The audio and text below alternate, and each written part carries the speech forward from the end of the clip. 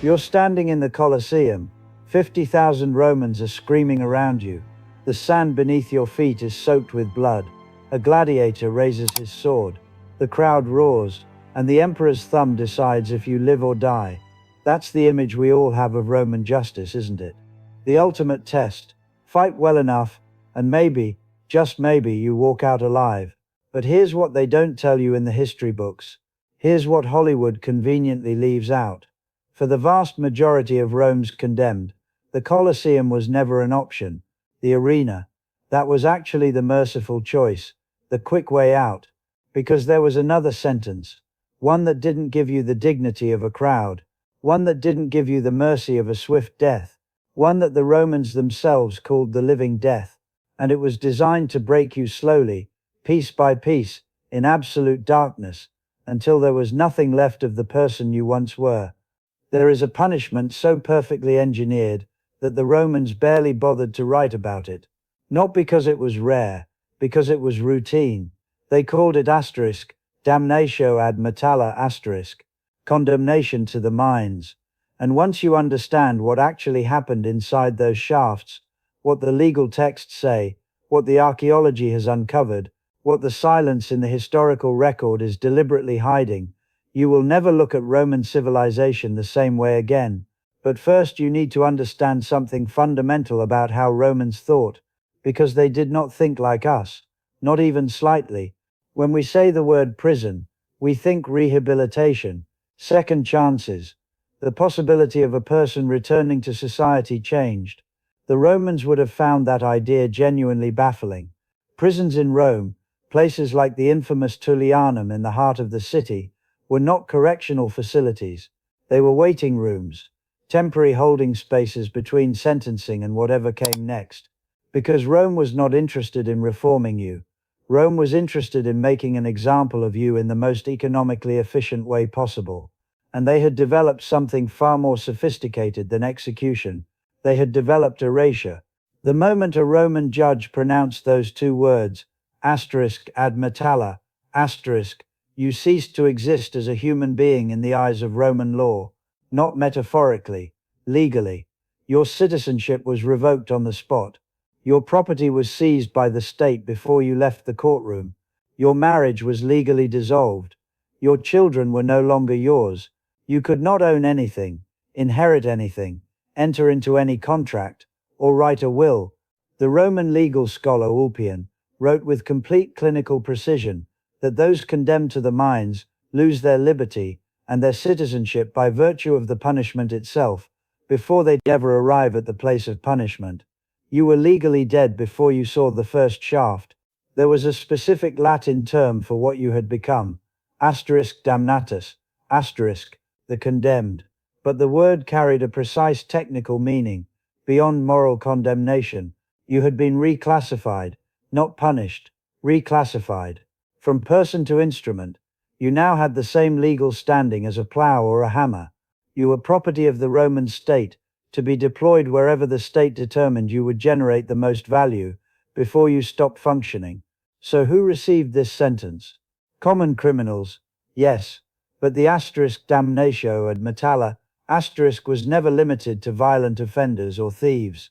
Political enemies of sitting emperors disappeared into the mines with regularity, their names quietly struck from public records.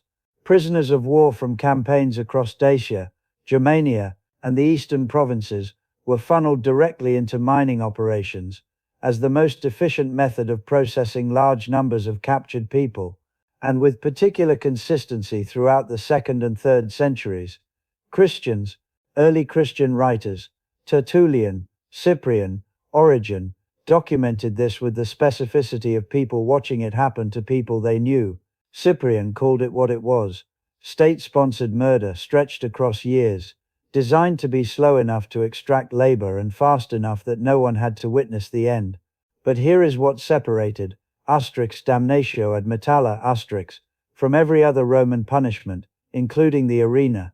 It was profitable. This is the detail that explains everything else. The Roman Empire ran on minerals, silver for currency, gold for temples and tribute, iron for weapons and tools. lead for the aqueduct pipes that moved water across the empire, copper for everything from coins to cookware, marble for the monuments that were supposed to make Rome look eternal.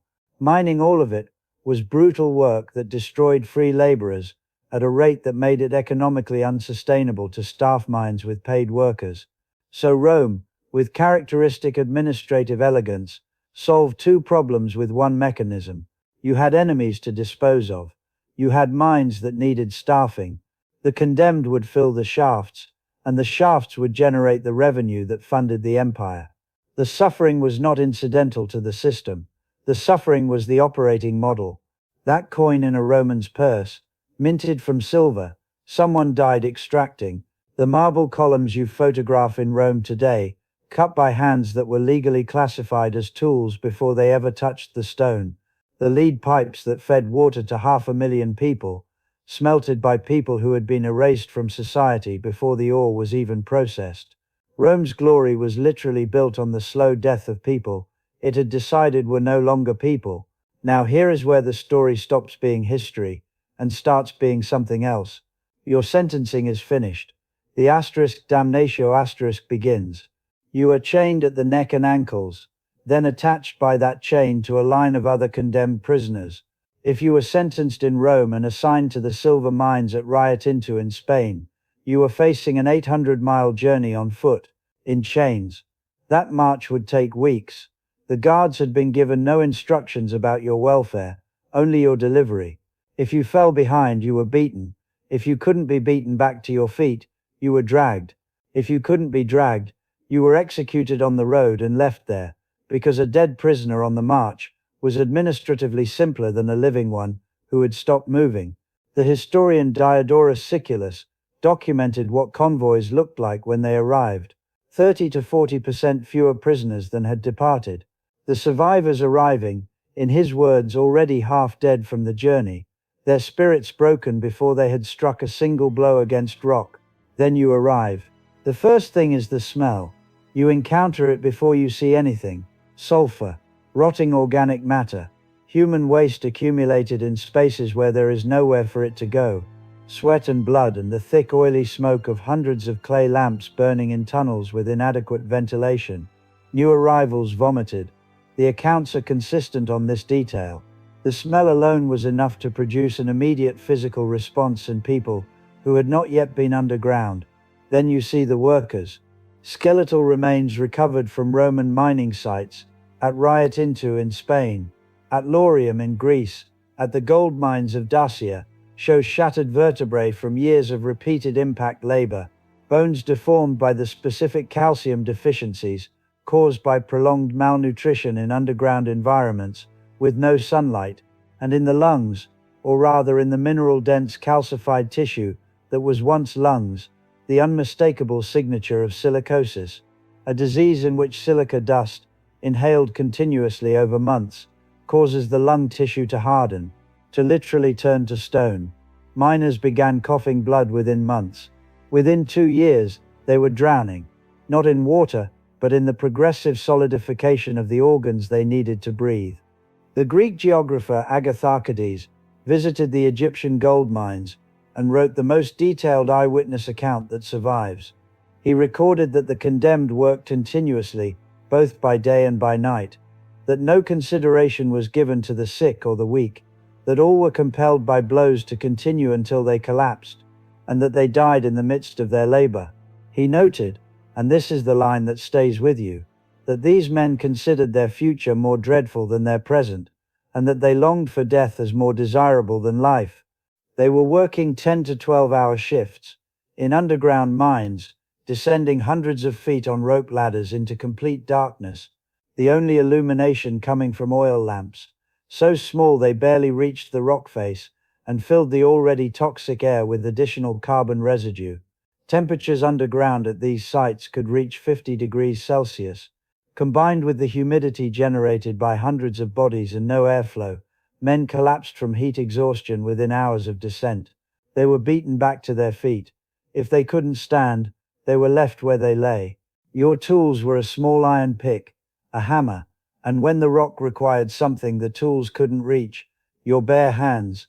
Your daily quota was set beyond what a healthy person working at full capacity could meet.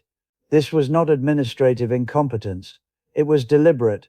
Quotas designed to be physically impossible ensured that prisoners would always be in technical violation, which meant they could always be beaten for failure, which maintained the psychological architecture of total control.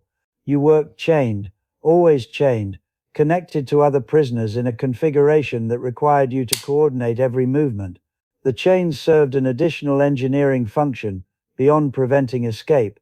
If the mine collapsed, and mines collapsed constantly, because the Romans used fire setting, heating rock faces, and then throwing cold water on them to create fractures, which also catastrophically destabilized the surrounding stone. Chains ensured that multiple prisoners would die together in each collapse. The Romans had calculated that the loss of one prisoner at a time was administratively acceptable but inefficient. Chains were calibrated to ensure group casualties. When collapses happened, there were no rescues. The Romans sealed off the section and opened a new shaft. The collapsed tunnel became a mass grave. Archaeologists, excavating at Riotinto, have recovered human remains still in their chains, still holding their tools, buried exactly where they were standing 2,000 years ago. The Romans did not come back for them. They were already accounted for in the lost column. Food was 1 meal per day. Diodorus described it as a small portion of bread, and in his words, even less water. Modern nutritional analysis of what he describes places the caloric value at somewhere between 1,200 and 1,500 calories per day. The labor being performed burned 4,000 to 5,000 calories. This was not an oversight in the supply chain. This was the intended ratio. Prisoners lost 30 to 40% of their body weight in the first 6 months. Strong men became unrecognizable. Then they stopped being able to work. Then they died. The entire metabolic arc was built into the design. The sleeping quarters were called ergastula, the same Latin word used for livestock pens. Underground chambers with no ventilation and no sanitation, where prisoners slept in chains packed against each other in their own filth. Disease moved through these spaces with predictable efficiency. Dysentery, typhus, infections from wounds that had never been treated. There was no medical care, not for moral reasons, but because a prisoner in the mines was not a financial investment, the way a trained gladiator was. There was no incentive to preserve the body. There was only the extraction of whatever labor remained before the body stopped producing it. Average survival time, 6 months to 3 years. Almost no one lasted longer. The Romans kept meticulous records of essentially everything: grain inventories, tax assessments, sewer maintenance schedules, military payroll, shipping manifests, listing cargo weights to the pound. They documented their civilization with the obsessive thoroughness of people who understood that bureaucracy was itself a form of control. They kept almost no records of the damnate. This was not an administrative gap. The erasure was the sentence. It began in the courtroom, with the revocation of legal personhood, and continued through every stage of the process. No documentation meant no accountability. No accountability meant no limit. And no limit was exactly the point. But fragments survived anyway. We have names from Christian martyrology, partial names, incomplete records, the kind of documentation that exists because someone outside the system was trying to preserve what the system was trying to destroy. Potamiana of Alexandria, the 40 martyrs sent to the copper mines at Fano in Arabia.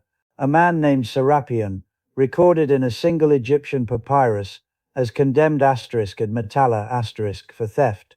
Just his name, no other details, no record of how long he survived, no record of whether he had children, or what he had stolen, or whether he thought about the people he had left behind while he counted down his days in a shaft underground. That is what erasure looks like.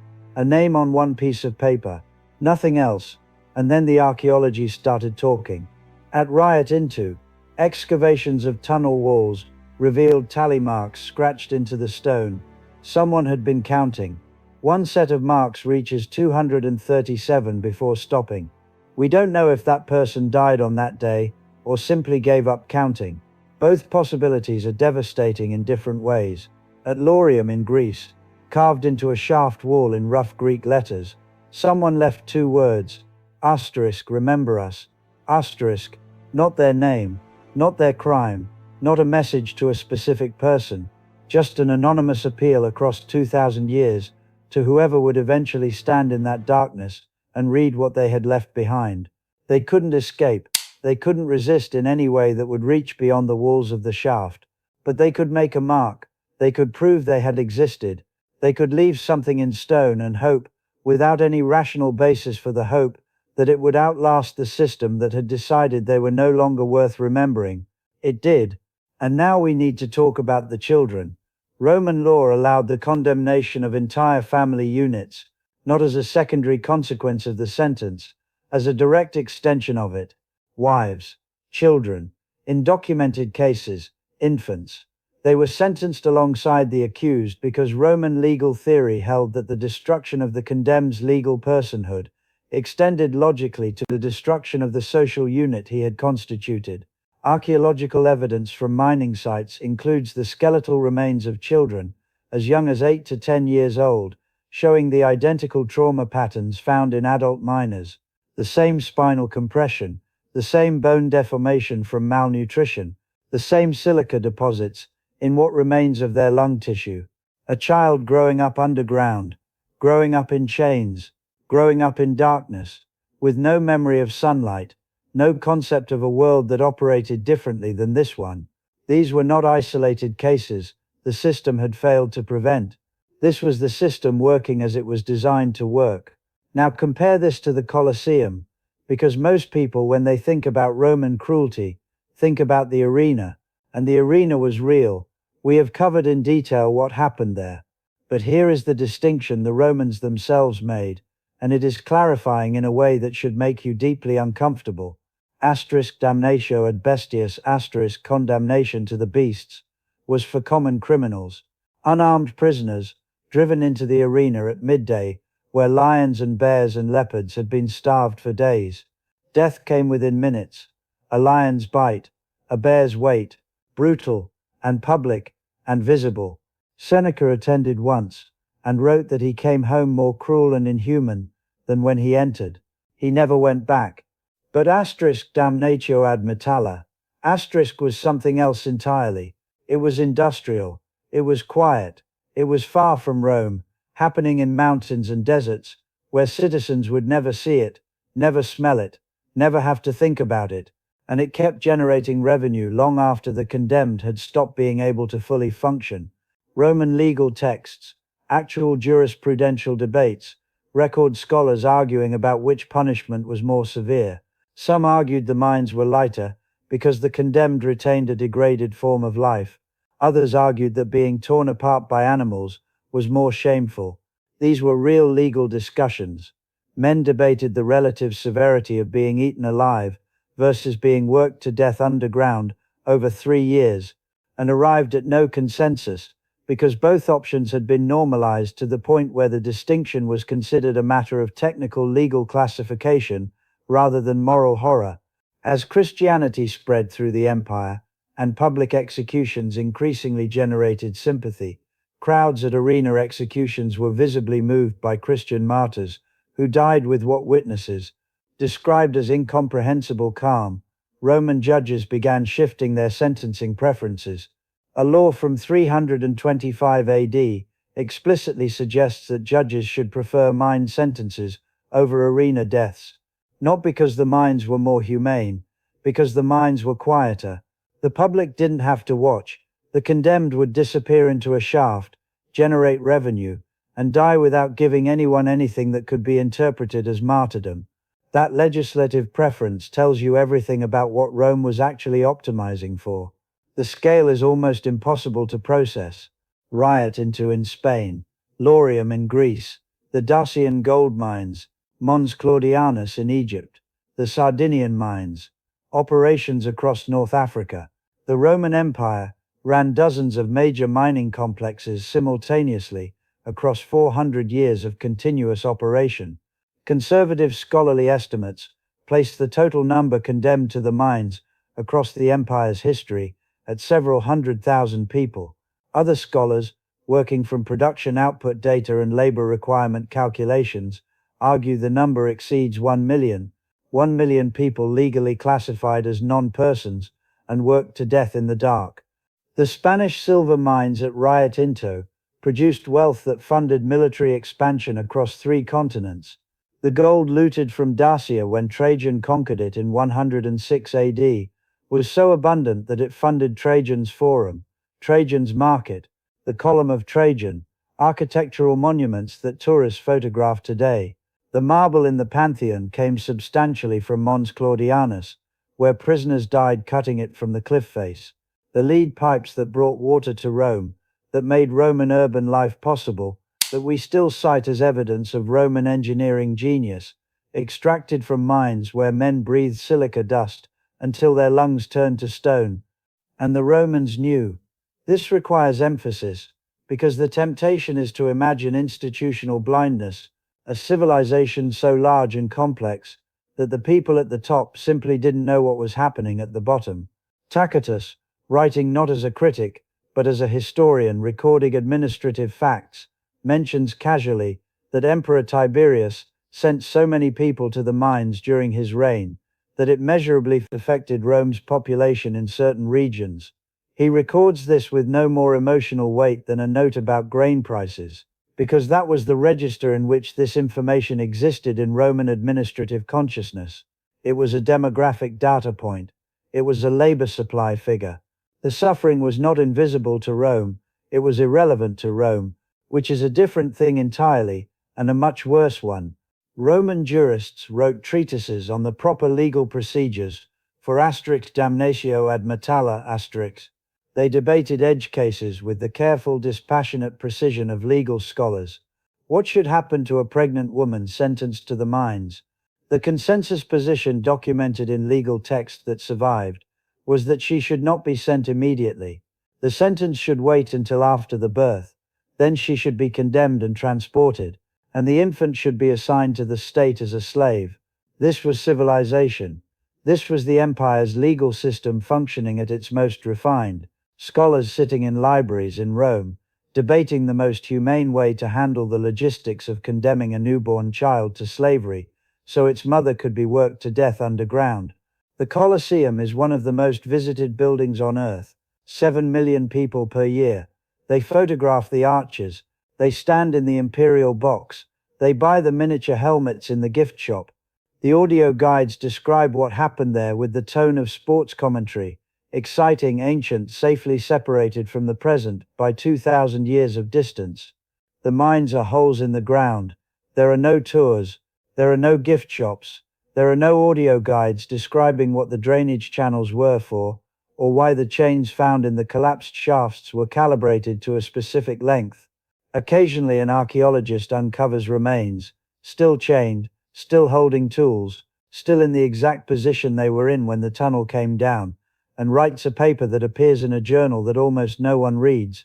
The condemned of Rome died twice, once underground, and once when history decided their story wasn't the one worth telling.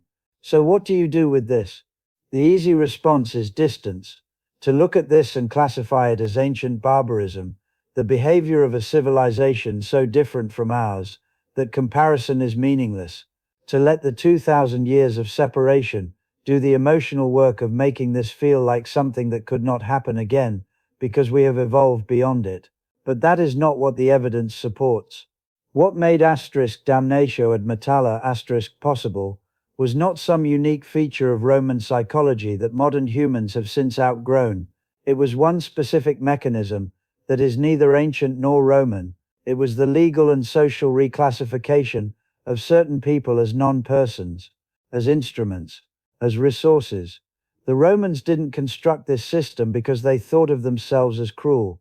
They constructed it because they had convinced themselves through law, through philosophy, through the bureaucratic normalization of the category, that the people inside the shafts were not fully the same kind of thing as the people outside them, that the suffering happening underground was not suffering in the morally relevant sense, because the people experiencing it had been administratively reclassified in a way that placed them outside. the category of people whose suffering mattered. They built roads and aqueducts, and legal systems. They produced art and literature and philosophy that shaped Western civilization for 2,000 years. They made genuine and lasting contributions to human intellectual and material life, and they built all of it on a foundation of people they had decided were no longer people. That is the specific thing that should disturb you. Not that they were monsters, but that they were not, that they were administrators, and lawyers, and scholars, and emperors, who loved their children, and discussed philosophy at dinner, and wept at theater performances, and believed with complete sincerity that their civilization represented the highest development of human order and law, and they maintained a system that worked 1 million people to death in the dark, and called it justice. The arena was loud, 50,000 people, the roar of the crowd audible from a mile away, Rome at full volume, performing its own power for itself. The minds were silent. That silence was not accidental. It was engineered. The silence was the sentence. The silence was the point, because a suffering that no one can hear is a suffering that no one has to decide what to do about. There is a set of tally marks scratched into a tunnel wall at Riotinto. 237 marks. Then nothing. Someone counted 237 days in the dark and then stopped. We will never know why. We will never know their name. We will never know what they were before the judge spoke those 2 words and reclassified them into something the law no longer recognized as human. But we know they counted. We know that in whatever time and whatever capacity they had left, they chose to mark the days, to make the days mean something, to insist, against the full administrative weight of the Roman Empire, that they were still the kind of thing that experienced time, that lived through days, that was worth counting. History remembered the monuments. It was supposed to forget them. The fact that we're still here, 2,000 years later, talking about those marks on the wall, that is the only form of justice the system that put them there never managed to prevent.